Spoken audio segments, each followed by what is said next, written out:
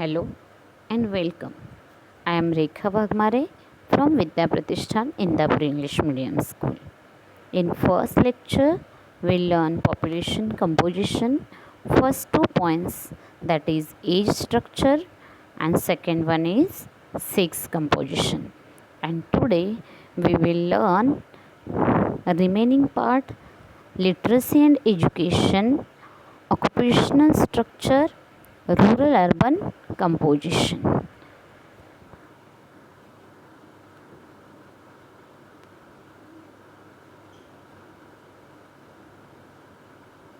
See this table 2.2 shows that many countries have considered or are considered an increase in the retirement age. This is happening because increasing aging populations puts increasing pressure on pension funding, retirement provisions, and medical facilities. Therefore, many countries have begun raising the pensionable retirement age. Increase in aging population occurs because life expectancy of the population is increasing. Thus, people can now work up to higher ages. म्हणजे या ठिकाणी 2.2 हा जो तक्ता दाखवला आहे त्यामध्ये देश सेवानिवृत्तीच्या वयामध्ये वाढ करत आहेत किंवा करण्याचा विचार करत आहेत. वृद्ध वयोगटातील लोकसंख्या वाढल्यामुळे सेवानिवृत्ती, वेतनाचा निधी, अन्य तरतुदी व वैद्यकीय सुविधांवर दबाव पडताना आपल्याला दिसतो. म्हणूनच अनेक देशांनी निवृत्तीचे वय वाढवण्यास सुरुवात केली आहे. लोकांचे आयुर्मान वाढत असल्यामुळे वृद्धांची संख्यासुद्धा वाढत आहे. See in this chart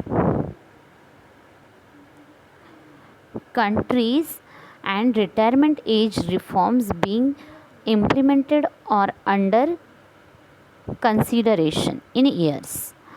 Germany, there is retirement age to increase gradually to 66 by 2023 and to 67 by 2029.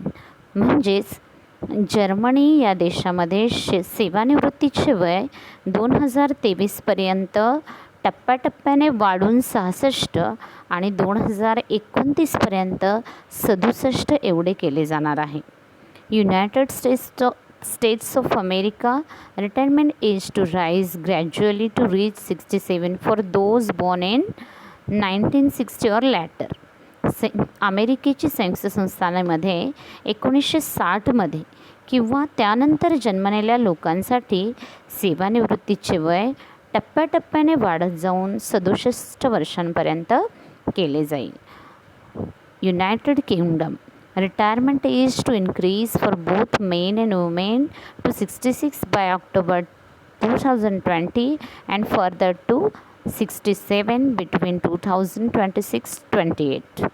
United किंगडममध्ये पुरुष व महिला या दोघांचेही सेवानिवृत्ती वेतनाचे वय ऑक्टोबर 2020पर्यंत वाढवून 66 व 2026 ते 28च्या दरम्यान 67 एवढे करण्यात येईल. Australia, retirement age scheduled to increase gradually to 67 by 2023. ऑस्ट्रेलियामध्ये सेवानिवृत्तीचे वय 2023पर्यंत वाढवून ते 67 होईल. China, by 2045 to increase retirement age for both men and women to 65. Japan, under consideration to raise the retirement age to 70. And India, on an average 60 years may vary from 55 years to 65 years according to services. म्हणजेच चीनमध्ये पुरुष आणि महिला या दोघांसाठीही सेवानिवृत्तीचे वय 2045पर्यंत 65पर्यंत वाढवण्याची योजना आहे. तर जपानमध्ये सेवानिवृत्तीचे वय 60 पासून ते 70पर्यंत वाढवण्याच्या विचारात आहेत. तर भारतामध्ये सेवानिवृत्तीचे वय हे सरासरी 60 वर्ष आहे आणि आस्थापनेनुसार 55 ते 65 असे बदलते प्रमाण आपल्याला आढळणार आहे. For example, the life expectancy in Japan is around 84 years. Therefore, they are now considering increasing the retirement age to 70, which is at present 60 years. Another aspects which needs to be seen in these countries is their age structures. The proportion of children and young adults in these countries is less or decreasing, and hence these countries have increased the retirement age. आपण जर बघितलं उदाहरण घ्यायचं झालं तर जपानमधील आयुर्मान सुमारे 84 वर्षा इतकं आहे आणि तेथील सेवानिवृत्तीचं वय हे सध्या 60 वर्ष असून ते 70 वर्ष वयापर्यंत वाढवण्याचा विचार आहे. या ठिकाणी लोकसंख्येच्या आणखी एका वैशिष्ट्याचा विचार करायला हवा, तो म्हणजे वयोरचना. वयोरचनेचा विचार करता या देशांमध्ये लहान मुले आणि युवकांचे प्रमाण कमी आहे किंवा कमी होत आहे. म्हणूनच या देशांनी सेवानिवृत्तीचे वय वाढवण्याचा विचार केलेला आहे. Population composition age structure, sex composition, literacy and education, occupational structure, rural urban composition. In that we will see first 2 points, age structure and sex composition, and now we will see third point, literacy and education. Proportion of illiterate population of a country is an indicator of its socio-economic development. It reveals the standard of living, social status of females, availability of educational facilities and policies of the government. The level of economic development is both a cause and consequences of literacy rate. म्हणजे हा तिसरा point आहे साक्षरता आणि शिक्षण. लोकसंख्येतील साक्षरतेचे प्रमाण हे देशाच्या आर्थिक व सामाजिक विकासाचे द्योतक आहे. या प्रमाणाचा थेट संबंध लोकांचे राहणीमान, स्त्रियांचा समाजातील दर्जा, उपलब्ध शैक्षणिक सुविधा व शासनाच्या धोरणांशी असतो. साक्षरता हे आर्थिक विकासाचे कारण व परिणाम दोन्हीही आहे. देशानुसार साक्षरतेची व्याख्या बदलते. भारतामध्ये 7 वर्षावरील व्यक्ती साक्षरतेच्या गणनेसाठी विचारात घेतली जाते. ज्या व्यक्तीस लिहिता वाचता आणि गणिती क्रिया समजून करता येतात ती साक्षर मानली जाते. How to denotes literacy rate in India. Every country has its own definition of literacy. In India literacy rate denotes the percentage of population above 7 years of age which is able to read, write and has the ability to do arithmetic calculation with understanding. Find out the minimum age taken into consideration for calculating literacy. Brazil, USA, Germany.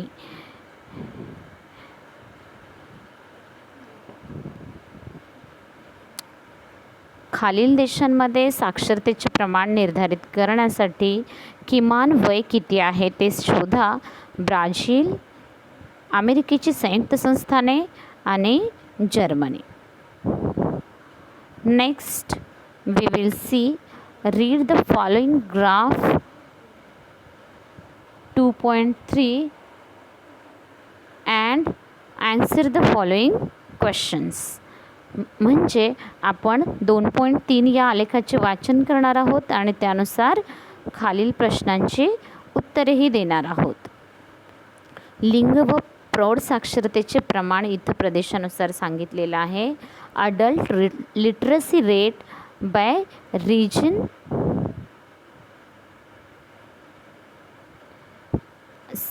2016. We will see मध्य आशिया, Europe व उत्तर America, पूर्व व आग्नेय आशिया, Latin America व Caribbean बेटे, उत्तर Africa व पश्चिम आशिया, दक्षिण आशिया, सहारा वाळवंटाकडचा दक्षिणेकडील आफ्रिकी देश. यामध्ये या ठिकाणी या आकृतीमध्ये साक्षरतेचे प्रमाण दाखवलेलं आहे. एकूण प्रमाण हे तांबड्या रंगाने, पुरुषांचं प्रमाण हे निळ्या रंगाने, तर स्त्रियांचं प्रमाण हे गुलाबी रंगाने या ठिकाणी दाखवलेलं आहे. मग आपण याच्यावरचे जे प्रश्न आहेत ते बघणार आहोत. तर यामध्ये त्यांनी सांगितलेलं आहे की which region has the highest literacy rate, म्हणजे कोणत्या प्रदेशाचा साक्षरता दर सर्वात जास्त आहे. Which region has the lowest literacy rate, कोणत्या प्रदेशाचा साक्षरता दर सर्वात कमी आहे. In which region does women fare better than men in literacy rate, स्त्री साक्षरतेचे प्रमाण कोणत्या प्रदेशामध्ये पुरुषांपेक्षा जास्त आहे. आणि write the concluding paragraph about the graph, म्हणजे या आलेखाबाबतचे तुमचे निष्कर्ष लिहा. आपण जर या आलेखाकडे बघितलं तर या आलेखातून स्पष्ट होते की एकाच खंडात आपल्याला साक्षरतेच्या प्रमाणात फरक आढळून येतो. जगाच्या सरासरी तुलनेत युरोप, उत्तर अमेरिका आणि पूर्व व आग्नेय आशियातील साक्षरता प्रमाण हे अधिक आहे, तर सर्वसाधारणपणे उत्तर आफ्रिका, पश्चिम आशिया, दक्षिण आशिया, सहाराच्या दक्षिणेकडील देश येथे साक्षरतेचे प्रमाण कमी आहे. जिथे 100% साक्षरता आहे अशा मध्य आशिया, युरोप आणि उत्तर अमेरिका हे भाग वगळता इतरत्र कोणत्याही खंडात किंवा उपखंडात स्त्रियांच्या साक्षरतेचे प्रमाण पुरुषांपेक्षा जास्त नाही. आलेखानुसार सर्वात कमी साक्षरता दर सहाराच्या दक्षिणेकडील देशांमध्ये आहे. The graph for example 2.3 clearly tells us that we find difference in the literacy rate in the same continent. The literacy rates in Europe, North America and Eastern and Southeast Asian countries are higher, lower in Northern Africa, Western Asia, South Asia and Sub-Saharan Africa. In any continent or subcontinent, the literacy rate of females is not more than men, except where there is full literacy as in Central Asia, Europe and North America. Low literacy rate of women, developed and developing countries have highest literacy rate. The lowest literacy rate is found in less developed countries, for example Sub-Saharan Africa. Next we will see fourth point, occupational structure. The working population, for example women and men of the age group 15 to 59, take part in various primary, secondary, tertiary and quaternary occupations. Agriculture, forestry, fishing and mining are classified as primary activities. Manufacturing as secondary activities. Transport, communication and other services as tertiary activities. The jobs related to research and developing ideas as quaternary activities. म्हणजे व्यावसायिक संरचना हा चौथा घटक असून त्यामध्ये आपण बघितलं तर कार्यशील लोकसंख्या ही 15 ते 59 या वयोगटातील स्त्री आणि पुरुष यामध्ये येतात. मग त्यामध्ये प्राथमिक, द्वितीयक, तृतीयक, चतुर्थक यासारख्या विविध व्यवसायांमध्ये ही लोकसंख्या किंवा हा वयोगट गुंतलेला असतो. वरील 4 प्रकारच्या व्यवसायात कार्यशील गटातील किती टक्के लोकसंख्या आहे त्यावरून देशाच्या आर्थिक विकासाचा स्तर आपल्याला ठरवता येतो. या व्यवसायांमध्ये गुंतलेल्या लोकसंख्येचे प्रमाण हे देशाच्या आर्थिक विकासाचा मापदंड असतो. याचे कारण म्हणजे विकसित राष्ट्रांमध्ये औद्योगिक आणि पायाभूत सुविधा प्रामुख्याने उपलब्ध असल्यामुळे अशा देशातील कार्यशील लोकसंख्या द्वितीयक, तृतीयक किंवा चतुर्थक व्यवसायामध्ये जास्त आढळते. या उलट ज्या देशांची अर्थव्यवस्था अजूनही कृषीप्रधान आहे तेथील कार्यशील लोकसंख्या प्रामुख्याने प्राथमिक व्यवसायातच जास्त गुंतलेली आपल्याला दिसते. यामध्ये ऑक्युपेशनल स्ट्रक्चर आपल्याला दिलेलं आहे, primary, secondary, tertiary and quaternary. Occupational structure. Working population is a good indicator of the levels of economic development of nation.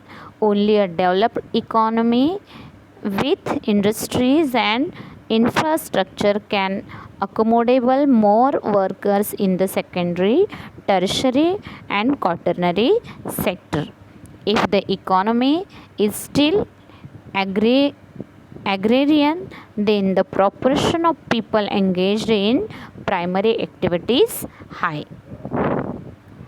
We will see here one chart, occupational structure of India to 1991 to 2011. म्हणजे भारताची व्यावसायिक संरचना दाखवणारा हा एक तक्ता आपण या ठिकाणी बघणार आहोत. 2.3 यामध्ये 1901 ते 2011 पर्यंतची व्यावसायिक संरचना दाखवली आहे. मग यामध्ये प्रायमरी सेक्टर 1+, 2+, 3+, 4 और इसमें पॉइंट दिए गए हैं. Cultivator, agriculture, labours, livestock, forestry, fishing etc, mining and quarrying, शेतकरी, शेतमजूर, पशुधन, वनसंकलन, मासेमारी इत्यादी, त्याचबरोबर खाणकाम हा चौथा point. Secondary sector. In secondary sector 5+6 manufacturing and construction. म्हणजे द्वितीयक सेवा क्षेत्रामध्ये 5+6 उद्योगधंदे आणि बांधकाम याचा समावेश होतो. In tertiary sector 7+8+9 means trade and commerce, transport, storage and communications and other services. म्हणजे तृतीयक सेवा क्षेत्रामध्ये 7+8+9 म्हणजे 7 म्हणजे व्यापार आणि वाणिज्य, 8 नंबर वाहतूक, साठवण आणि दळणवळण, तर 9 म्हणजे इतर सेवा. या सेवांचा तृतीयक क्षेत्रामध्ये समावेश झालेला आपल्याला दिसून येतो.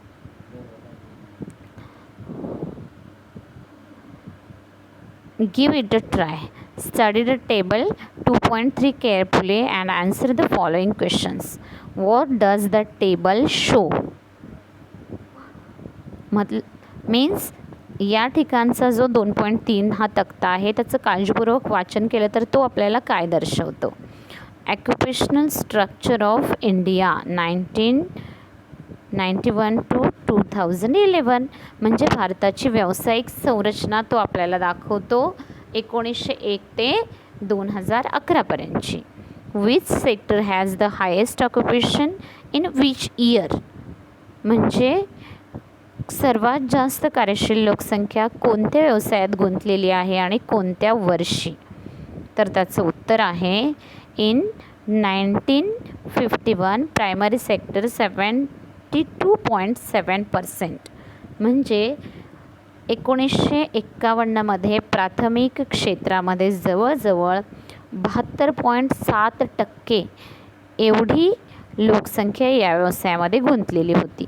कोणत्या व्यवसायात सर्वात कमी कार्यशील लोकसंख्या गुंतलेली आहे आणि कोणत्या वर्षी. Which sector has the lowest occupation and in which year. And answer in 1951 secondary sector 10.0%. म्हणजे सर्वात कमी कार्यशील लोकसंख्या 1951मध्येच द्वितीयक सेवा क्षेत्रामध्ये गुंतलेली होती आणि ती होती 10.0%. Fourth question, in which sector is the working population increasing. म्हणजे कार्यशील लोकसंख्या कोणत्या व्यवसायामध्ये आपल्याला वाढताना दिसते. तर आपण जर या तक्त्याचं निरीक्षण बारकाईने केलं तर आपल्याला दिसून येईल टर्शरी सेक्टर. म्हणजे तृतीय क्षेत्रामध्ये ही लोकसंख्या जी आहे त्या व्यवसायामध्ये आपल्याला वाढ होताना दिसते. In which sector is the working population occupation decreasing. कार्यशील लोकसंख्या कोणत्या व्यवसायात कमी होताना दिसत आहे? आणि याचं उत्तर आहे प्राथमिक सेवा क्षेत्र मीन्स प्रायमरी सेक्टर. स्तंभालेखाची तुलना करून तुमचे निष्कर्ष एका परिच्छेदात लिहा असं त्यांनी सांगितलेले आहे. आणि compare the data, write concluding paragraph on the graph, draw suitable diagram for statistical information showing A, B and C. म्हणजे 1901 व 2011 या सालातील अ, आई या ओळीतील सांख्यिकीय जी माहिती आहे त्याच्या आधारे सुयोग्य आलेख तयार करा. आणि या ठिकाणी प्रायमरी सेक्टर, त्याच्यानंतर सेकंडरी सेक्टर, टर्शरी सेक्टर असा इयर्स आणि ऑक्युपेशन या ठिकाणी दिलेले आहेत.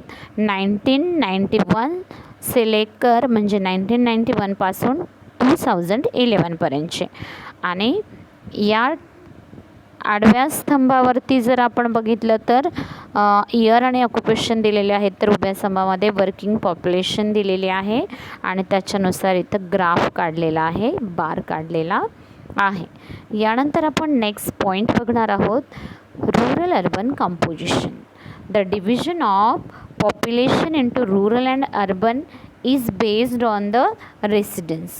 The division is necessary because rural and urban lifestyles differ from each other in terms of their livelihood and social conditions. The A6 occupational structure, density of population and level of development vary between rural and urban areas. The criteria for differentiating rural and urban population varies from country to country. म्हणजे लोकसंख्येची ग्रामीण आणि शहरी रचना. लोकसंख्येच्या वास्तव्याच्या ठिकाणावरून ग्रामीण व शहरी असे 2 वर्ग करता येतात. या दोन्ही लोकसंख्येचे राहणीमान, व्यवसाय, सामाजिक रचना इत्यादी वेगवेगळे असल्याने हे वर्गीकरण सहज करता येतं.